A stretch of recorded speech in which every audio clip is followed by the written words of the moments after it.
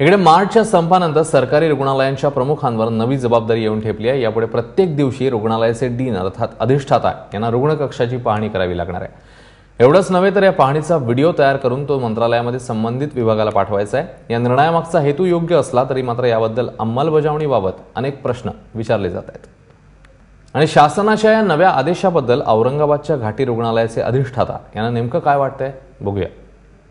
डॉक्टरांच्या मध्यंतरी झालेल्या संपानंतर औरंगाबादच्या घाटी रुग्णालयामध्ये जवळपास 25हून अधिक पोलिसांचा बंदोबस्त दिलाय आणि त्यामुळे रुग्णसेवा जी आहे ते पूर्वरत आली आहे।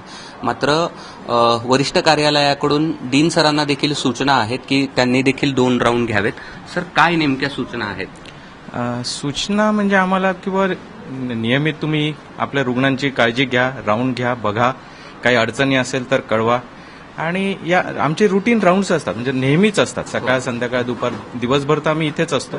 तर या संदर्भात काही रुग्णांच्या अडचणी असतील त्या समजून घ्या आणि काय असेल तर वरिष्ठांना कळवा, अशा एक सूचना। बाकी असं स्पेसिफिक हे काही नाही। बरं, तुम्हाला फोटो पण पाठवायचे जमल्यास शक्य झालं? हो, जमल्यास आम्ही पाठवतो। म्हणजे जर काही असं वाटलं की आहे राऊंड आहे किंवा सिक्युरिटीचे काय मेजर्स घेतले गेलेले आहेत, किती पोलीस स्टाफ आहे वगैरे, एक ह्या जनरल आम्ही सूचना वरिष्ठांना देत असतो। बरं, पण फोटो पण पाठवायचे आता? आम्ही मधून पाठवू, म्हणजे असं पाठवत असतो, नाही असं नाही, पण तो एक रुटीन भाग आमचा आहे, एक इन्फॉर्मेशन देण्याचा त्या अनुषंगाने। आता सगळं सुरळीत सुरू आहे संपानंतर किती पोलिसांचं संरक्षण मिळालं? आमच्याकडे आता 25 एक पोलीस इथं तैनात आहे। अतिशय चांगलं व्यवस्थित सगळं काम होत आहे।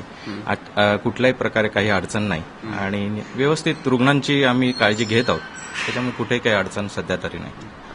हे घाटी रुग्णालयाचे डीन होते डॉक्टर मस्के यांनी माहिती दिल्याप्रमाणे औरंगाबादच्या रुग्णालयात दोन्ही वेळेस वरिष्ठ डॉक्टर्स जे आहेत ते राऊंड घेतात आणि संपानंतर जी स्थिती होती ती पूर्वपदावर आल्याची देखील त्यांनी माहिती दिलेली आहे। कॅमेरामन धनंजय दारुंटेसह कृष्णा केंडे, एबीपी माझा, औरंगाबाद।